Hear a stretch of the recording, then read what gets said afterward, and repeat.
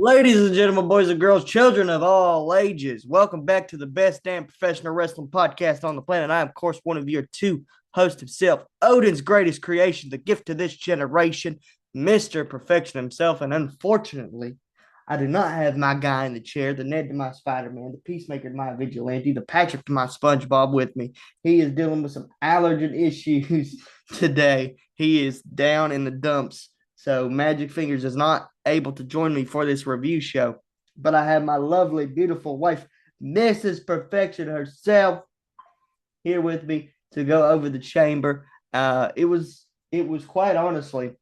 So let's just get right into it. It was honestly, I'm gonna say it. The only fucking thing that saved it was two things on this entire show. It was the worst show of the year so far.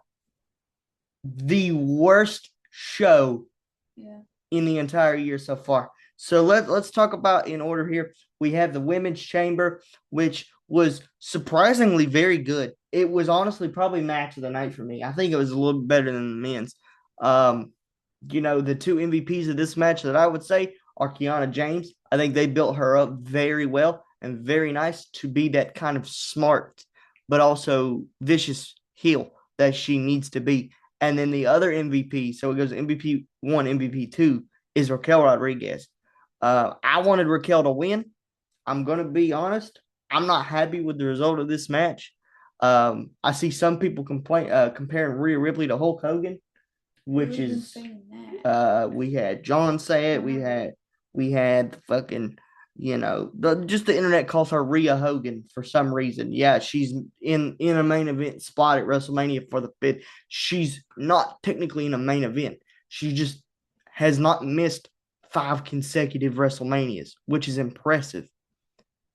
That's not a Hulk Hogan situation because I don't have any reports in my journalism that I do. I've never heard somebody say Rhea Ripley goes, oh, that don't work for me, brother. That ain't gonna work. We gotta figure something else out.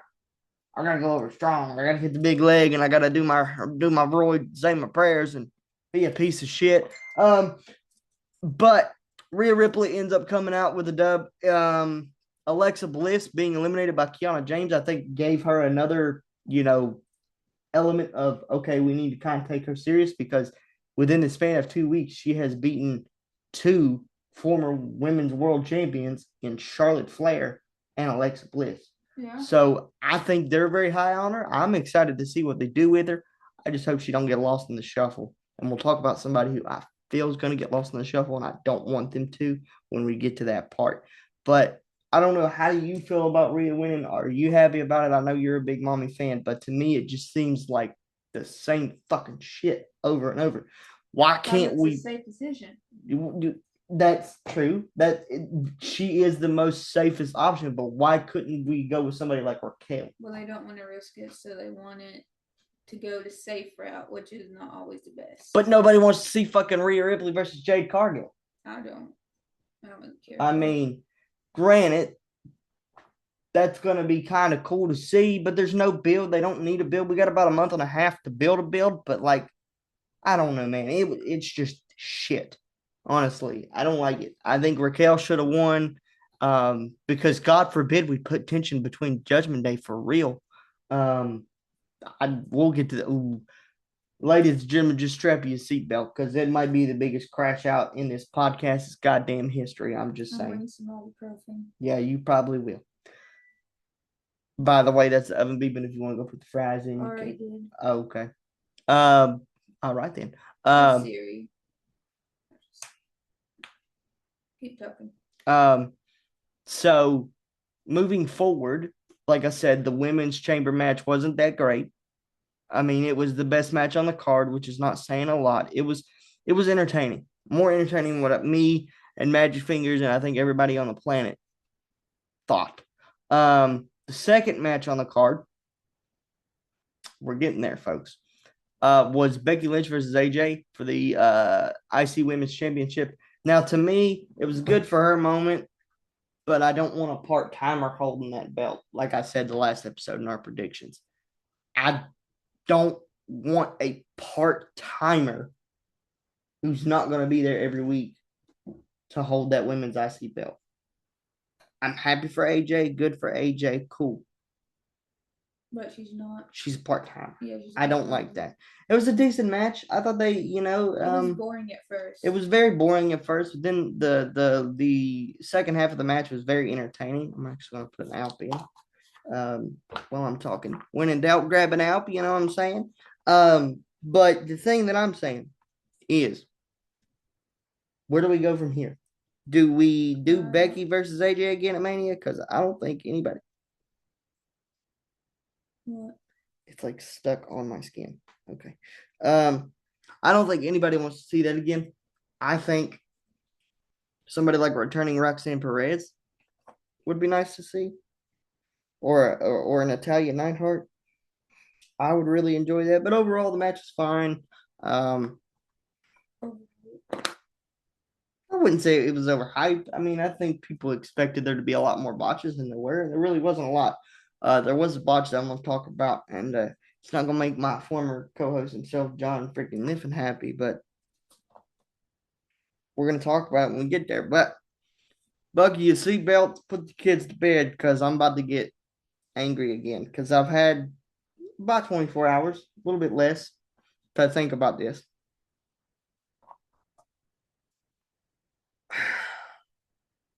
I don't understand why we keep doing this to poor Finn Balor. I don't understand it. We have the motherfucker go into his home country, get one of the biggest pops of the year so far when he came out to the OG music. He had the crowd behind him. Punk beats him clean. There wasn't even like a rope break, a foot on the rope, or nothing. Nope. So he cuts this promo before the show on the Countdown show that literally gave me chills. I was like, that's Finn Balor. Finn Balor's going to win this belt tonight. He made me believe it. And I'm sure in his heart, he believed it too. Just didn't happen. Now, why in the entire fuck do we keep burying him when he goes anywhere in the country? And he's getting cheered now. The people are doing the dun dun dun dun dun dun dun, the arm fucking thing with it. He's the most charismatic person. He's got more charisma in his fucking left toe than LA's Knight's got in his entire fucking body. But yet we can't even fucking give him a world champion. It's been 10 years. I can remember the day that he won the Universal Championship for the first time. He was the inaugural Universal Champion, and I can remember the night vividly in my fucking father's arms at 12 years old, 13 years old. Yes, I was 13, and I cried because I knew how hard he fought to get there because I followed him, like most people, from New Japan. The dude works his ass off, and he just keeps getting fed shit sandwich after shit sandwich. I don't understand it. So we go into this match. It is a fantastic match. Fantastic. The only fucking problem I have is CM Punk beating him clean for a second goddamn time. I get it. We're in Chicago. You can't have the Second City Saint lose in his hometown, but yet you can have Finn lose in his home country when he has the biggest pop of the goddamn year. And I'm a CM Punk mark. I'm a CM Punk stan. CM Punk is my favorite wrestler of all time. Right up there, number 3 for me is Finn Balor all time.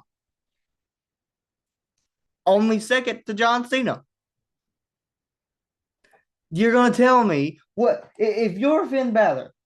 If you're not sitting down and thinking to yourself, okay, now if this leads to something bigger with Judgment Day, cool. If I see the Demon at Mania, I'm gonna jizz my pants, and I'm not cutting that out because it's gonna happen. I will jump with so much joy and cry my eyes out. If we see Dom versus Finn at Mania, cool. But why the fuck can't we fucking put a world title on him? For fuck's sake, it's not that hard. It's not. It's not. You did it with fucking Jey Uso, and he got over with a goddamn yeet chant, and now he's not over. You figured out he couldn't fucking work to save his goddamn life without his brother. So you took the belt off him, What the fuck has Finn Balor done to deserve this treatment? What? I don't know.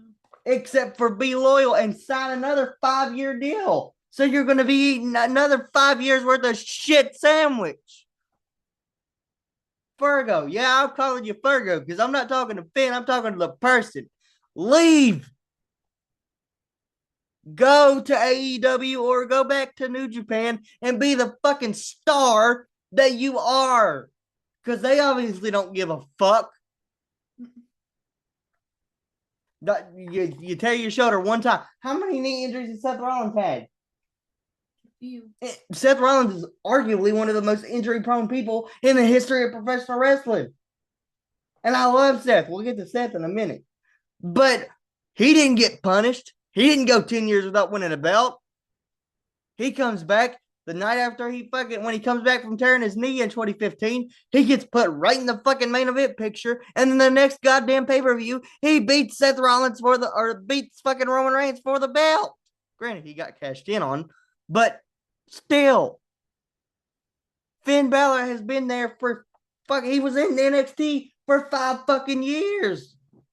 Plus the 10 that he's been on the map. So that's 15 years of somebody's life. Fuck's sakes. And you could call me a Finn Balor mark all you want. I really don't care because I am. Gladly. But why in the entire fuck do we keep pushing the same goddamn people and not giving people who people want to see, who people are clamoring for, who people say, put the strap on them, and that title, you'll see what they can do with it. It pisses me off. As a person who spent time in the business, as a person who has learned from some of the best that you can learn from in my area, and a person who's been watching for almost 20 years of their life, I've never seen somebody that deserves a world title and just doesn't get it more than Finn Balor. What the fuck? I mean, am I wrong?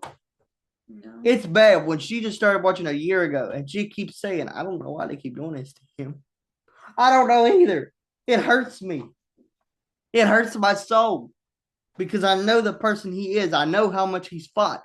The man traveled the world for goddamn another 10 years and was sleeping in his fucking car in dojos to pay his dues. And then he finally gets his break in WWE. And then they push him like a fucking rocket on the main roster. He beats Roman Reigns his first night on the main roster, clean. And then he goes into SummerSlam as the Demon against Seth Rollins, beats Seth Rollins, clean, might I add you, with a torn goddamn labrum. And then the next time has to relinquish the title, and then he's never given another shot again to hold the belt and see what he can do with it. I'm beyond pissed off. I'm beyond pissed off. I'm irate, but I'm trying to stay face because I don't want to give her a headache and I don't want to crash out on the video too hard. But it pisses me off. And if he doesn't have a big profile match at Mania and he's just relegated to some stupid fucking mid-card, I'm going to be pissed. Even more mad than I am now. Fuck's sake. But Punk wins clean. Crowd happy. Yay. Fuck off. Some were happy, some wasn't really happy. That whole crowd, the only reason they were happy and the only reason they didn't. But here's the thing. Here's the fucking thing that should show you that people care about Finn Balor, right? In Chicago, halfway through the match, half the crowd was chanting for CM Punk and the other half was chanting for Finn Balor. If you can go into Chicago, which is the most hostile crowd other than Philadelphia, in my opinion, in professional wrestling, and go against their hometown boy who they pretty much proclaim as Jesus, and you can get cheered, you're doing something right. But it frustrates me. But moving past that, before I get more mad, we didn't get this crate reveal, and I was very happy with this. The internet is very mad. There were rumors that it was going to be Chris Jericho. I even said it was either going to be Chris Jericho or who it was, so I got that right. You know, they come out on stage They have two crowbars, Nick Aldis and Adam Pearce. They open the box and there's a coffin inside. And, you know, we're like, yay, awesome, great, yeah, whatever. It opens and there's a coffin. They're like, I'm not touching that thing, which is smart because if you touch it, you might have got cursed. Um, it opens, these female versions of Danhausen come out and they're doing a little dance routine, and Danhausen comes out, and Chicago was pissed. He got booed out of that building. I was so happy. I was so happy for him because I know he's a great guy. I've never had the pleasure of meeting him. I've met one of his good friends, Ethan Page, on a handful of times, and just watching him in interviews, he's an infectious guy and he cares about his character and he puts a lot of thought into it. And a lot of people don't know who he is, and that's understandable because even people that watch AEW, he hasn't been on television in 2 years. I understand that. It's great. But the outpour of hate, a lot of people weren't upset. I'm not upset at it. I think it's great. I think it was great. I think it was the best possible option other than Chris Jericho because it fits Danhausen. We got the gist of his character a little bit. He gave Michael Cole a jar of teeth. That's nice. Which is right up Danhausen's alley. I think she'll end up becoming a huge Danhausen fan. But I just don't want him to be relegated to being another guy on the roster. I want him to be Raw's R-Truth in a way, where he just shows up randomly and says something stupid or does something. Because that's his character. He's a comedy character, but he's also very good in the ring. I'm excited for him to be in WWE. I know a lot of people are. I know the company is. A lot of people, just the hate that people are given over this. Like, guys, number one, realistically, that would have been a terrible way to bring back Chris Jericho, although it would have been awesome. Because it don't fit Jericho to be in a fucking big ass crate, but it fits Danhausen to be in a fucking crate inside of a coffin and then give Michael Cole a jar of teeth. I'm very happy about it. I wasn't disappointed. It was one of the highlights of this show. One of three highlights that I'll point out. But then after that, we go to the men's chamber. The Javon Evans and Cody Rhodes end up starting this match. Now, she is probably the biggest Cody hater I've ever met in my life. Like, I don't think even him turning heel would save him from her wrath. Every time this dude's on screen, she's just like, ugh.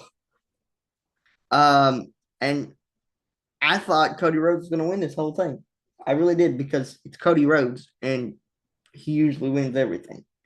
But of course, Bronson Reed tore his bicep the week before Elimination Chamber to get into this match. So Logan Paul had to take his place because the plan wasn't to have Bronson win that match, but they had pivot. So Jey Uso gets attacked backstage by a mystery attacker. Just like Jacob Fatu, we still don't know who attacked him. I don't know. Maybe we'll find out before WrestleMania. But that then leads to Jey Uso having on Raw, he got attacked. And then that leads to Jey Uso not being able to compete. Then Logan Paul has a qualifying match, wins his match. And so it had Logan Paul in there. And then we get to this point in the match that I want to talk about. And John, I don't know if you still watch our show. I really don't give a shit if you do or not. That's another topic for another day, but I'm not going to shoot today. I can now see why LA Knight doesn't get pushed at all because there's a spot in the match. I don't know if you saw this. I don't think you did because you weren't in there. You know that springboard elbow that he does where he's on the middle rope, he jumps up and he's on the top rope and then he hits the elbow? Yeah. I'll show you the clip of it later, but he goes to do it and he falls. He slips, lands on his feet and has to kick him. If I'm Triple H, I see him fucking up that Money in the Bank spot. That was really bad. Wasn't even what they talked about. And then I see him fuck up a move he's done 1,000 fucking times. I'm not going to push that guy. No. Because what happens if I give him a title run, right, and he ends up hurting one of the biggest stars or hurts himself doing something stupid? I'm not gonna push that guy. Like I said, I think LA Knight either needs to leave or just be relegated to the mid card. He's over, but he's not a main event guy. He's just not. I mean, it's the truth. He's not. He keeps fucking up. I saw it now. Did you look at the clip? Mm-hmm. They slowed it down. Watch it. He slips. Yeah, he just falls. He wasn't even close. I don't get it. I don't understand it. It makes me angry. I don't get it with that guy. But then we get one of the biggest moments of the night, in my opinion, if not the biggest. Trick Williams gets eliminated. I can't remember by who right off the top of my head, but he gets eliminated, I think, by Cody Rhodes. Yeah. I think so. It might have been, or it might, no, I think it was Logan Paul. Yeah, it was Logan, because Logan almost cleared the whole entire fucking field. He is like getting out of there, and like the crowd starts going wild. There's a masked man climbing up the Elimination Chamber to try to get in. Security stops him. They pull the mask off. He's a random nobody. I'm pretty sure he trains at TJ and Natty's school. But he was a random somebody nobody knew. And then, as they're like, okay, we're good, whatever, Logan's like, okay, yeah. Another masked man comes in the thing, stares him down, kicks him in the sternum, and stomps his head through the mat. And we're thinking, oh, we're not going to get the reveal. He stops, looks dead at Cody Rhodes, pulls off the mask, and the revolutionary, the visionary, the architect, Seth Rollins, is revealed to be the masked man. I don't think it was always him. I don't think it was always him either. I think the other person that it's been for the past couple of weeks has been Grayson Waller. Yeah, I still think that. But I popped so hard for this. I was so happy to see my boy back. Glad he's not going to miss Mania. Now, the only logical match he has to have is against Braun Breaker. So now we just got to get Braun back and healthy and good to go before Mania, which he should be. But the other positive in this match, Cody Rhodes hits Trick Williams with the crossroads, and then immediately after, Randy Orton RKOs him.